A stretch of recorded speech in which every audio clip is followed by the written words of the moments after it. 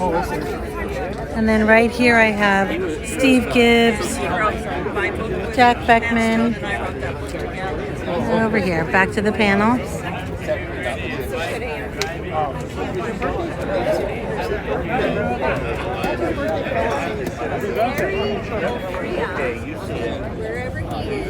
They're getting ready to chat. All right, so before we start, will everybody come to the front and join me in singing happy birthday to Ed today? All right, ready? Happy birthday to you. Happy birthday to you. Happy birthday, dear Ed. Happy birthday to you.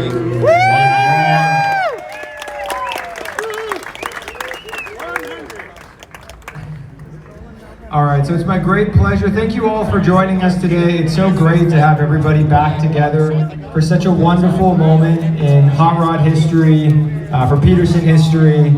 And so today, Matt Stone is going to be leading the panel discussion. And we've got a great panel, but before we begin, I'm going to introduce the man himself. This is the Bruce Meyer All-American Cruisin'. So Bruce, why don't you take it off? I know there's a really special that you brought. Oh. Are we good? God bless America! And we're so happy to be here. And this museum would not be here. I don't think I would have been a hot rodder without Robert E. Petersen. And we've got his name on the building, and we're going to continue to celebrate hot rods and every great thing he did for us. And it's just a very special day today. And I think I'm the only one on this stage that hasn't done anything. As I look around, but what I think, the snake, he said that's true. And he knows it. But I think what I can do and what I feel good about doing is spreading the gospel and bringing people together to celebrate an all-American art form. We're having Pink's hot dogs. You're welcome to bring them over here or go back for more. We got plenty. We don't have baseball and we don't have apple pie here today, but we've got hot rods. And we're all here to celebrate that American art form. And I see people that have come from Denver, Wade Kawasaki from Chattanooga. If I went around the room, I'd find people from all over the country that are here to celebrate and join us today. So God bless you all. Thank you for being with us. It means a great deal. And by the way, this Terry Cargus. So this is a book. You can take a moment here. No, look the other way. So this is a book that we've been working on for 3 years. It's called The Deuce. It was by Ken Gross. And it has 8 historic deuces, most of which are here at the museum. And they are for sale. The proceeds go to the Petersen Museum. They're $39.95. And we hope that everybody will go home with a souvenir. There's Don Perdome's on the back here, Greg Sharp. We've got a lot of people that contributed to this book and a lot of proud hot rodders here today. So if you're so inclined, and I'm happy to sign them as well, and anybody here, Isky, Perdome, we're all here to sign these books and make it a special day, a special remembrance. So anyways, welcome to the Petersen. We have Matt Stone today, who's going to be our panel. And I think Matt is a name that's known by everybody. He wrote the definitive book on Robert E. Petersen. He was publisher of Motor Trend. He just wrote a book on Porsche IROC. He's a man that knows something about everything. And he's been so helpful bringing us all together today and spearheading this great day. And I just want to say, Matt, thank you very, very much. I know you know all these people and you'll introduce them. We have 300-mile-an-hour couple. I bet there's not another couple in this room than the Hammonds. Husband and wife that have gone over 300 miles an hour. I know Ron Main has probably been over 300, but no husband and wife. The Hammonds all the way from north of Santa Barbara are here, so welcome. We're so touched that you're here. Thank you so much. Anyways, we want everybody to enjoy the day. If you get hungry, we got dogs, but this is going to be historic, celebrating Isky's 100th. Matt, take it away. Thank you, Bruce. You all hear me out there? Sort of? Better? Maybe? Getting better? Which is good, because I'm shy. Thank you, and I bid you good morning. I'm thankful for this beautiful day, but I apologize it's so hot. And with absolute respect to Disneyland, welcome to the happiest place on earth. To begin, our biggest thanks possible to everyone here at the Petersen Automobile Museum who in any way had a hand in putting together this wonderful day. They include, yet are not limited to, Executive Director Kerry Carcass. Terry, where are you, man? There he is. Taylor Young, the great folks at Con Media, plus anyone else who has anything to do with walking in here and turning on the lights. I thank ya. Michael Bodell, of course, the second in command around here, and a capable, fine young guy who is the future of this place, I assure you.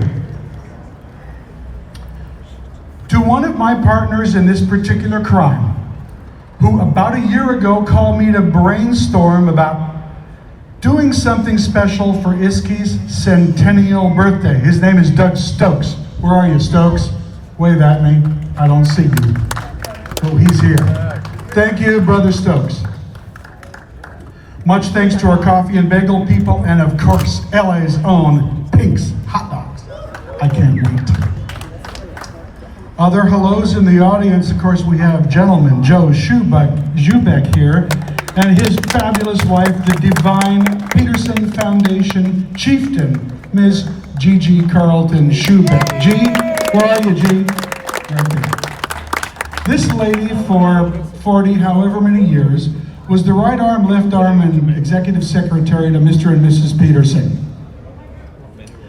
And she came to me once, I don't know, 8 or 10 years ago and said, you know, I have file cabinet after file cabinet of photographs and documents and plane tickets and memos and letters and stuff from Mr. and Mrs. Petersen's entire life. People tell me I should do a book with that stuff, but I don't even know where to start. Would you like to be my partner in this project? It was yes and hell yes. And we did. And it's called Hot Rod Empire. And if you're interested, they sell it downstairs in the bookstore and up here. Additionally, to endlessly supportive sponsors such as Haggerty and fundraising wizards at Omaze, this museum exists only with a lot of support from y'all and from people who write checks to put their name all over the place, and we appreciate them. Please allow me to introduce the high priests of hot rodding. He has been a working journalist for the late great Petersen Publishing Company, book author, and also a legislative liaison for Edelbrock. He's got a fabulous garage full of historic, significant rail dragsters to freaking die for. Please meet Don Prieto.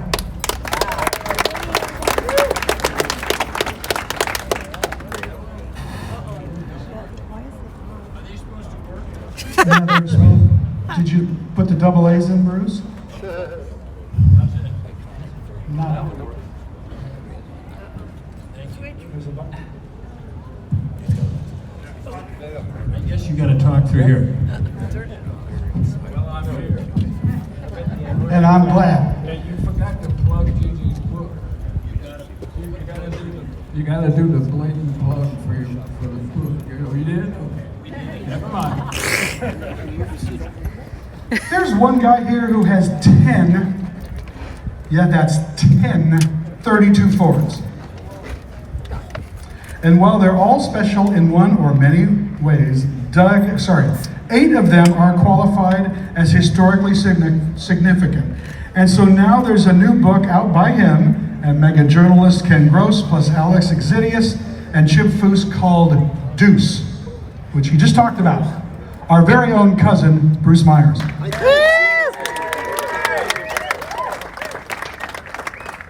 The only problem with that book is it's not called Bruce's Deuces. Sorry. No, I'm not. There are several guys on this panel that know how to put together a motor. And just like the hot dogs, they are delicious. He is Ed Pink, a Ed Pink engine builder genius right there. Although you may not recognize him not wearing a fire suit that looks like a silver tuxedo or with a top hat, he is gentleman, and I mean that in every sense of the term, and a drag racer extraordinaire, gentleman, Joe Schubeck.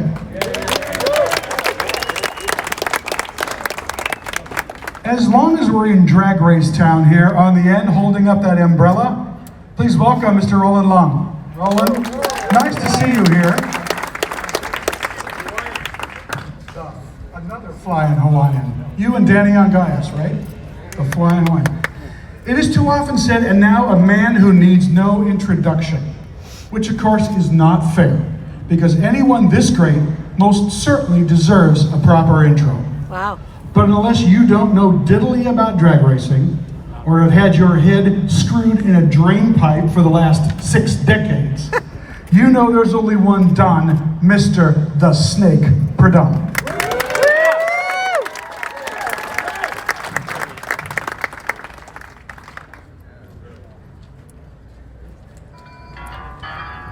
Let's talk a little bit about 1921.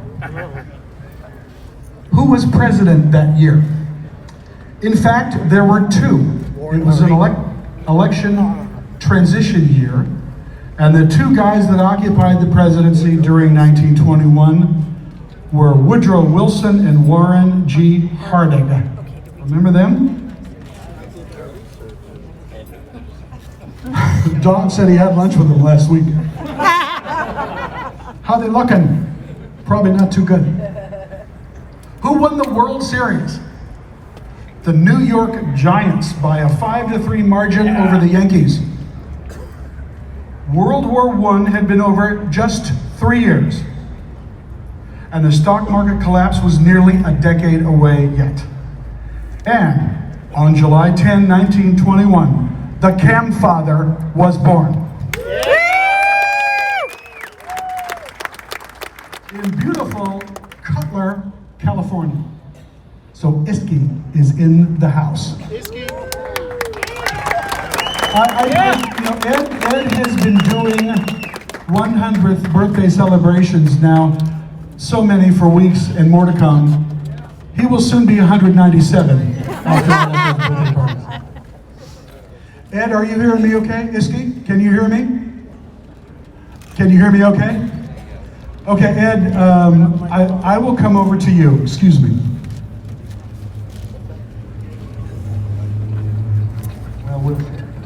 Fairly basic. Ed, you're 100 years old. Very few people could hope, wish, or expect to live to 100 years. What's your secret? Well, I don't know. It kind of stuck up on me. I do like onions and hot chili peppers and hot foods. And I do stop and rest when I get tired. I got a hunch if I work when I begin to feel it. If I kept on working, I wouldn't be here. Well, we need you to keep on working, please. Well, very likely. Okay, a technical question. We all know there are 2-stroke engines and there are 4-stroke engines, and there's Miller cycles and there's other cycles, and you thought or decided you would come up with a 5th cycle, a 5-cycle combustion process. Other than make you famous, what did the 5-cycle cam and combustion cycle accomplish? Well, first of all, you learn from your friends and sometimes your customers. Scotty Fenn one time used to come and talk at night Good old Scotty. Scotty Penn, and he would, one day he said, why don't you make a 5-cycle cam, Isky? And I said, you know, I heard of a 5-cycle washing machine, but I never associated with an automobile engine. So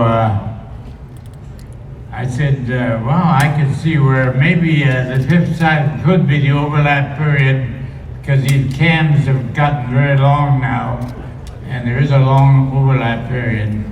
So I held back on it, and the right time came when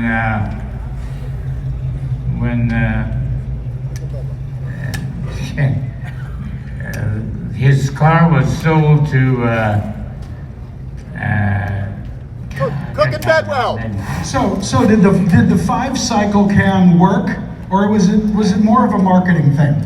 Well, it was a marketing thing, all right, because they didn't have the money for fuel injection, and they bought the Crowers U5 manifold with 8 carburetors, and there was a brain in those carburetors, which was the Venturi, and as the air flow increased, the fuel flow increased automatically, almost perfectly.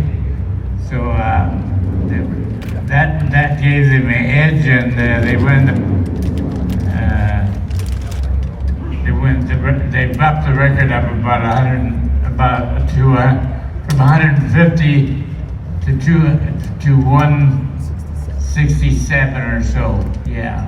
I think I want a lawnmower with a 5-cycle engine. Now, everybody knows old guys that have frail little tiny voices. How's that for a voice for a 100-year-old guy?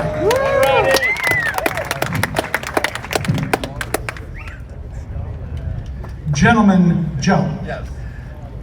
And how and when did you meet Isky? And tell us your best Isky story, because I know there are many. Yeah, is this on? No. Nope. It's not on. It's not on. Okay.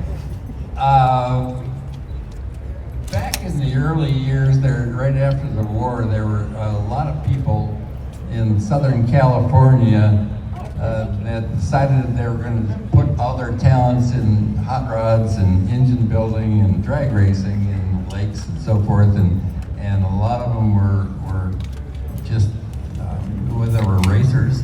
And Wally Parks and Don Francisco and Tex Smith, they wrote about these people that were out there winning in the Southern California area, and through the magic of distribution, Bob Petersen, who was keeping track to who was doing what, both in racing, winning, and manufacturing, and how the sport was going, in Hot Rod Magazine, sent this message throughout the whole country, maybe certain parts of the world.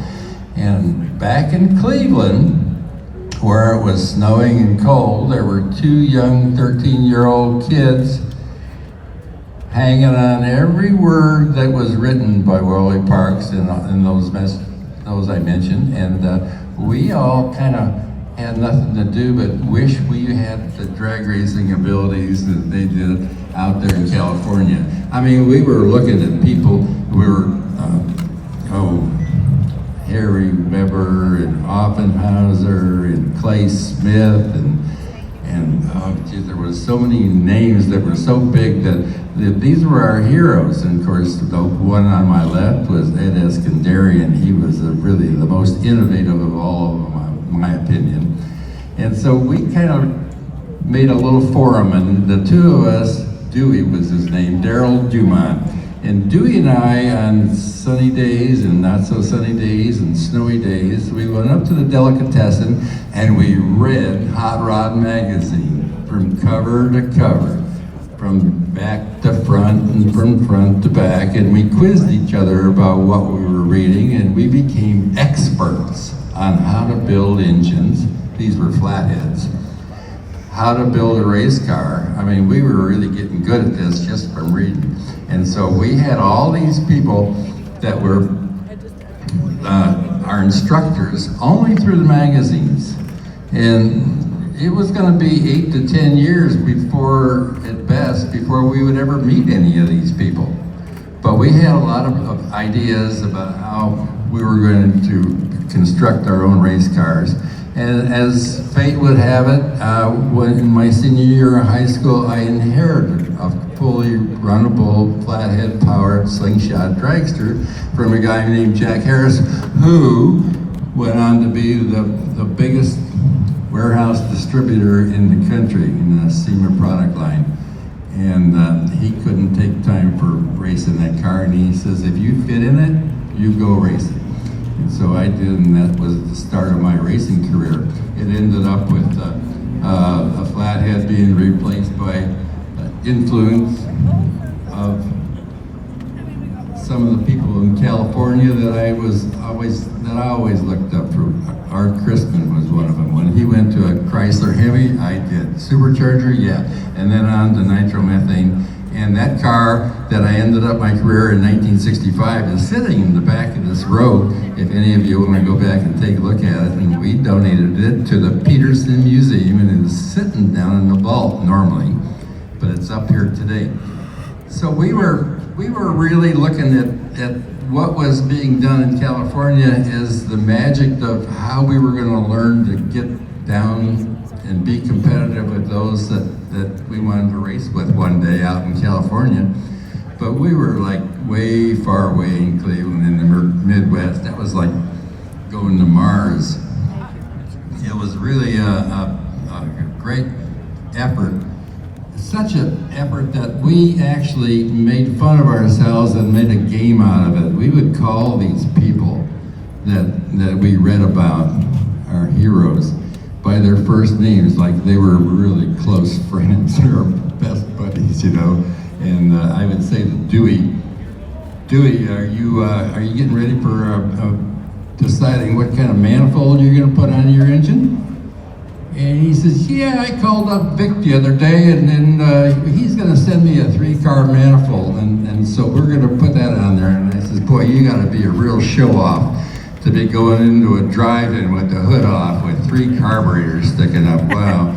He says, yeah, how about you? What did you decide about a cam on your engine?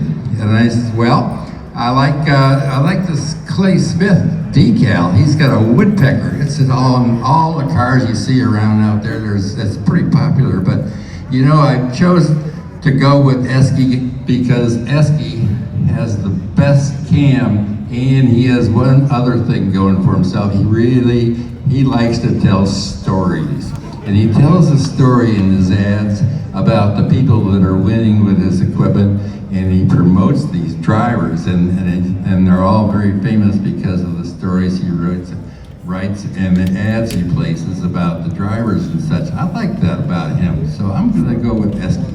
And so I did. I had other cams in my engines over the years, but I always came back to Iscandarian because of that reason. He's just, besides everything else, he's just a great storyteller.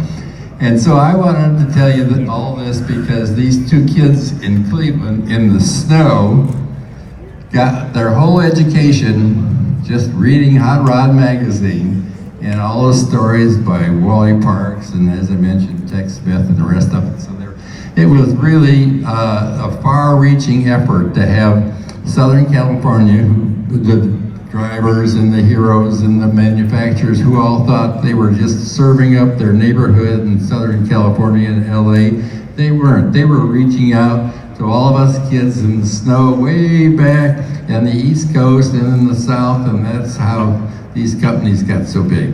And I wanted to thank especially Ed Iscandarian for helping me through my career.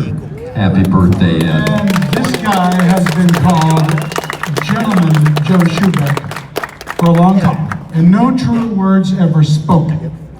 One particular car that this short little guy drove was called the Hearst Harry Olds.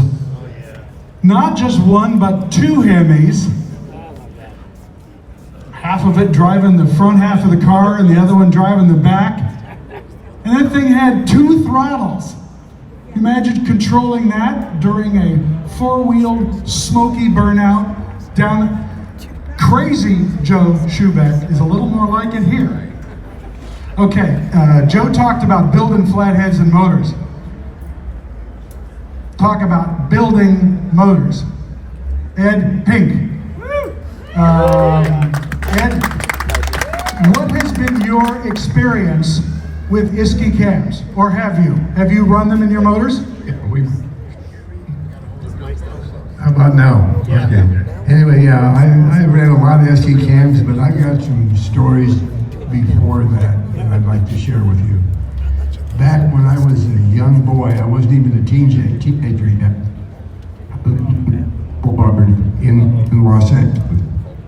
Went to my bicycle, I'd ride by this garage on the alley, and there was Ed Iscandarian there working on machines, and I had no idea what kind of machines they were. Days. We're going to switch you out.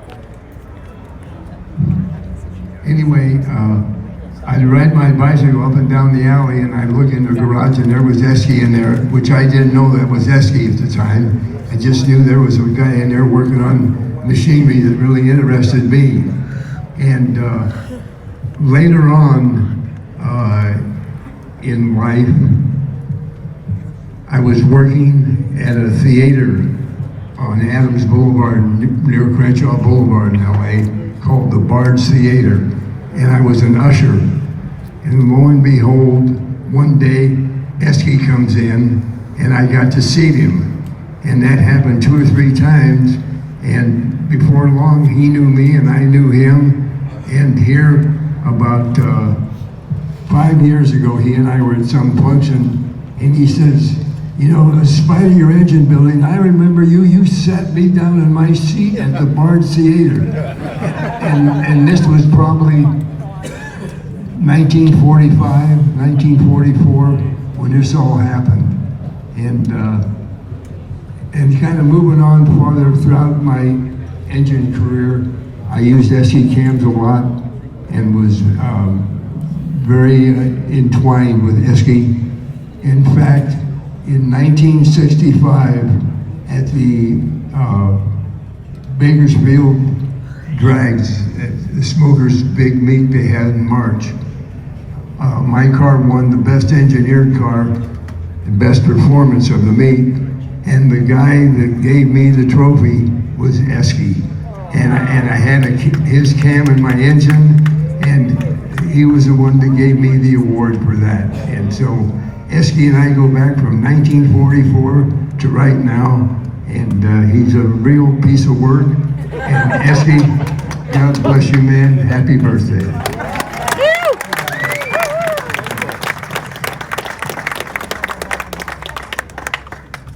So, Ed Pink is 90, just a kid. So, you know, there was a 10-year gap. I mean, you know, a 10-year older guy was like senior, you know, can you imagine that? Anyways, great stories. Roll along. You drag raced for a long time, and you must have come across Isky and Isky racing cams at the races for a long time.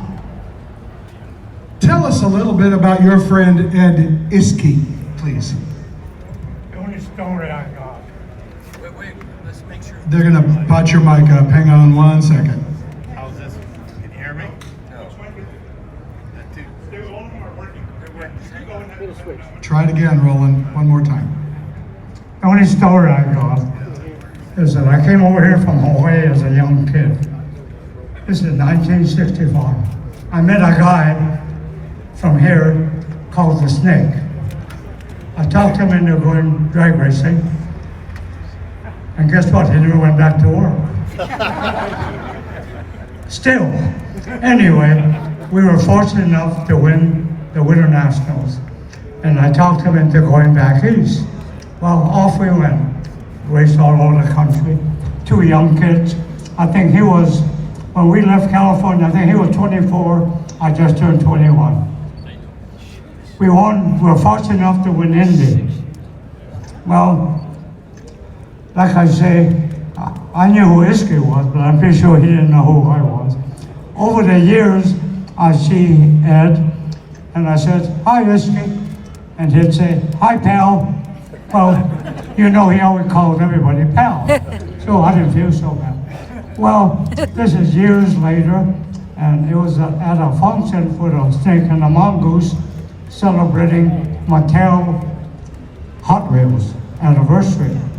Well, after the sermon was only over, I walked outside and there was Ed. I said, "Hi, Isky."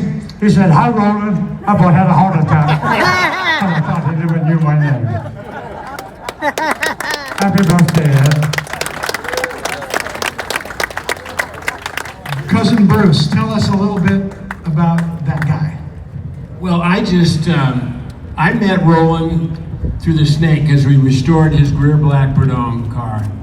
And the more stories, by the way, the book on Ed Prudhomme, Don Prudhomme, is fantastic. And it is really, really beautifully done. Great history, but the friendship between the Hawaiian and the Snake is epic. And I think a lot of people just kind of remember the Hawaiian because it was like, it was the name of a dragster that was so successful, but a lot of people don't put that together with Roland. And Roland is one of these quiet guys. He came here today. I said, "Roland, you got to come up here," and Snake answered for him. He said, "He's coming right with me." So Snake is a great friend. The two of them have been great friends for years. And I just want to thank you so much for both your friendship, to the Petersen and for everybody in this room.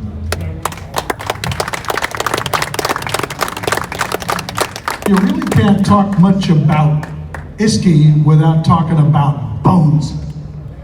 The incomparable racer and king of dynamometer tuning himself. Bones Balo, where are you, Bones? Wave at me, dude. I know I saw you this morning. You still here? Okay, he's around somewhere. Don Prieto, tell us an Isky story or two. You brought up Bones. My favorite story about Isky involves Bones.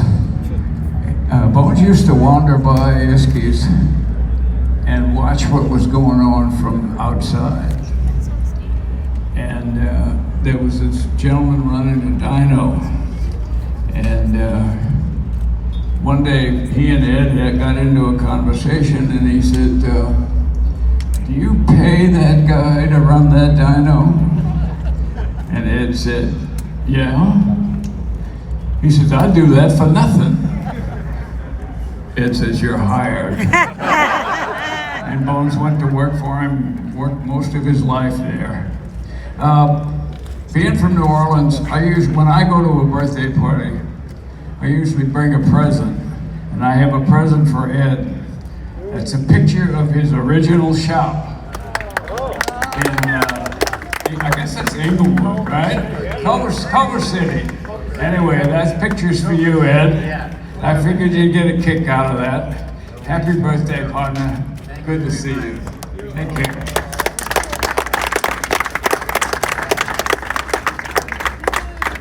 Mr. the Snake, tell us an Isky story or two, or make one up, whatever you like.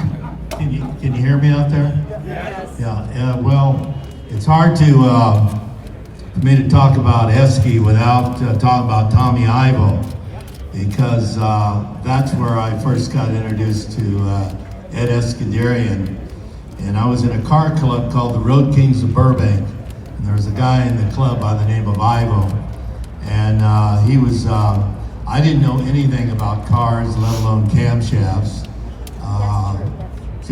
I was just a worker bee guy. I would take the engine apart, but I didn't really know how to put it back together, and Ivo would do that. But along the way, he built this single engine little dragster, and on the front of it, well, it was a twin engine car actually, and on the front it had Ed Iscandarian. Well, I didn't know, or Isky cams, and I didn't know anything about Isky cams until we got t-shirts. and I got an Iscandarian 5-cycle t-shirt. And man, that was the cat's meow to have a t-shirt with Ed Iscandarian on it. So I was thrilled to have that, but I went around the country with Ivo touring the car, and Iscandarian, and we all wore Esky t-shirts, and my God, that was before anyone had t-shirts out there. And then along came Don Garlis, of course, and Garlis was running the shirts, and I running the cams, and I read someplace that Ed paid Garlis $1,000 to run his camshaft. Is that true, Ed? I think it was only 500. Well, I heard it was 1,000. Garlis told me it was 1,000. So. But I think after that, Garlis wanted more money. Oh, well, Garlis got 1,000. Yeah, that was a different deal. Yeah. Yeah, but he wanted more money, and he switched from the camshaft to somebody else's cam. Well, other cam grinders sometimes like to have a veteran that's already going fast, and they'll pay him to take him away from the original cam he started with, especially if he's not being paid. And so that's enticing to take that money. So, well, let's see now, on Garlis.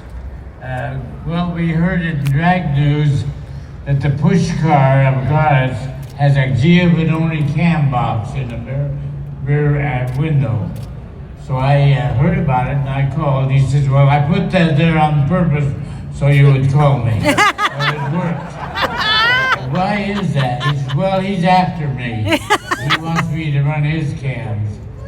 I says, well, by the way, would you like money or something? He says, yeah, that would be great. How much would you want for advertising rights for 1 year? And he doesn't know. So I said, how about $1,000? And he said, that's good. So the first year went... This is in what year, $1,000? Yeah, for advertising rights. And we had the lawyer come and make that, and I thought I had power. I had power in that contract. It wasn't long that Giovanni was bothering Garlis. So Garlis finally called me and said, I've got a $5,000 cashier's check on my desk and a promise of $5,000 more in 6 months. Oh, wonderful. Where's it from? From Giovanni. Oh, you can't do that. We have a contract. Yeah, I know, but you're only paying me not all at once. You're giving me $250 a quarter. So I went to the lawyer and I said, look, what happened? What are you going to do about this? He said, well, how much money did you lose by him advertising for Giovanni? I said, I don't know, my business goes up every year. So he says, well, if you don't have a case where you lost money, I can't get you any money. So the next thing you know, he settles for $1,000 coming back. $500 he keeps forgetting you $1,000, and the other $500 you owe me for some other work. And from then on, I realized handshake. That's the best way. We don't need the lawyer